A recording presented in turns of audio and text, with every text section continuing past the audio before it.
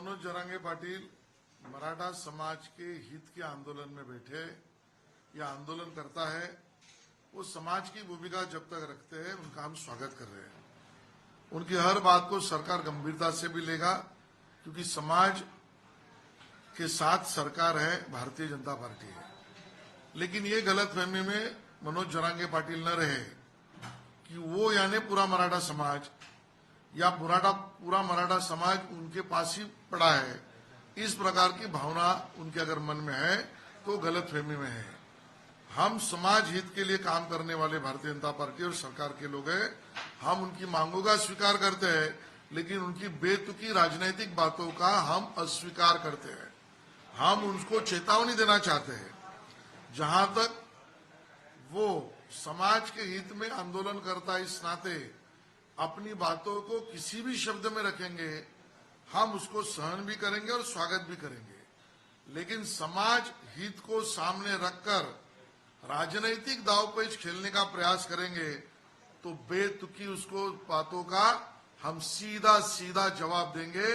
और मैं तो ये कहता हूं कि कुछ महीनों से मैं देख रहा हूं, हम सब लोग देख रहे हैं, शरद पवार साहब से लेकर मनोज जरांगे पाटिल तक और उद्धव जी नाना पाटोले से लेकर श्याम मानव तक, उनकी बातों का सुर, ताल, लय एक ही है। वो भारतीय जनता पार्टी को महाराष्ट्र में खत्म करो, देवेंद्र फडणवीस को बदनाम करो और चुनावी राजनीति में जीतो।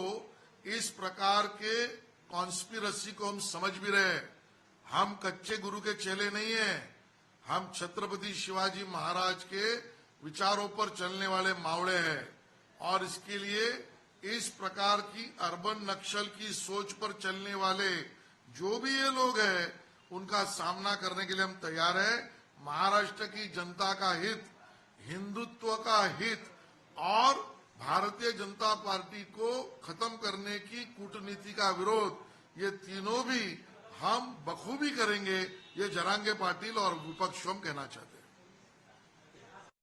आया कि मुझ पे दबाव बनाया गया, उद्धव ठाकरे का नाम लें, आदित्य ठाकरे का, शरद पवार का, बाकी लोगों। और आज सुबह में संजय राउत ने भी ये बात प्रेस में रखी कि जब वो जेल में थे तो अनिल देशमुख ने उन्हें भी इस तरह का ये सब बताया था।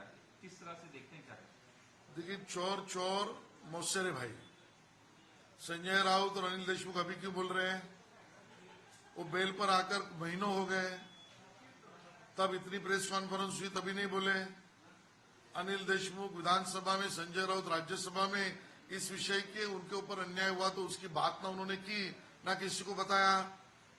इस दरमियान बेल पर आने के बाद बहुत सारी सभाओं में हो गए, तब उन्होंने बात नहीं की। ये स्क्रिप्ट के आधार पर बोल रहे। इनका स्क्रिप्ट निर्माता बुलाने वाला कोई और है, और इसके लिए सफेद झूठ है। और दबाव की अगर बात करनी है, दबाव के राजनीति की अगर बात करनी है, तो अनिल देशमुख साहब को हमारे 4 सवाल है।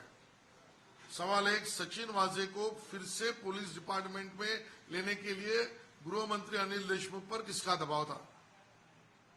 दूसरी बात, मनसुख हिरेन का जो मर्डर या मृत्यु हुई उसको दबाने के लिए गृह मंत्री अनिल देशमुख को और किसका दबाव था?